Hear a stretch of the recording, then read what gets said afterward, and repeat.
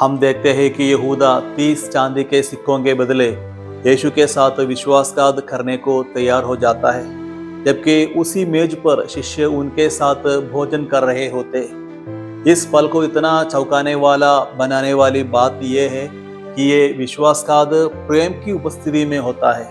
यहूदा यीशु के साथ चलता है, उनके साथ भोजन करता है, फिर भी उसका हृदय पहले से ही उनसे दूर होने लगा होता है। 30 चांदी के सिक्कों के बदले यीशु के साथ यहूदा का विश्वासघात सुसमाचार के सबसे पीड़ादायक और रहस्यमय क्षणों में से एक है।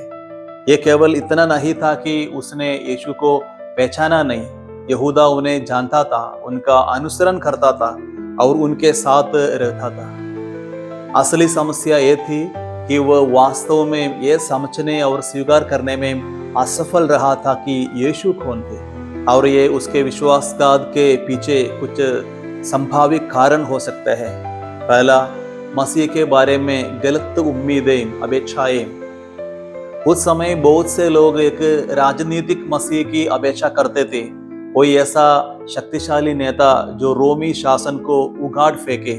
यहूदा ने भी शायद आशा की होगी कि यीशु सांस्कारिक शक्ति और सफलता लाएगी। जब यीशु ने इसके बजाय नम्रता, दुख और बलिदान की बात की तो यहूदा निराश या भ्रमित हो गया होगा। और दूसरा, धन और सांस्कारिक लाभ के प्रति आसक्ति। यूहन्ना का सुसमाचार बताता है कि यहूदा पैसे की थैली रखता था और कभी कभी उसमें से पैसा लेता था। और तीसरा, आध्यात्मिक अंधापन और हृदय की कठोरता। यीशु के चमत्कारों और प्रेम को देखने के बाद भी यहूदा का हृदय बंद ही रहा। यीशु को पहचानना केवल चमत्कार देखने तक ही सीमित नहीं है, इसके लिए विनम्रता, विश्वास और खुलेपन की आवश्यकता होती है।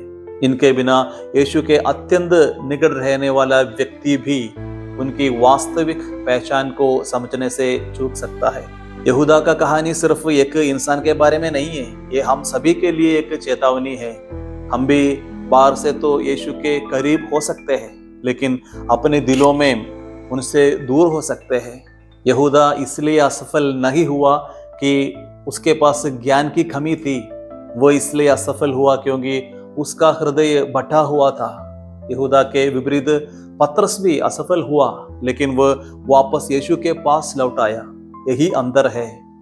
तो असली सवाल यह नहीं है कि यहूदा ने यीशु के साथ विश्वासघात क्यों किया, बल्कि यह है, जब मैं असफल होता हूं तो क्या मैं उसके पास वापस लौटूंगा या नहीं।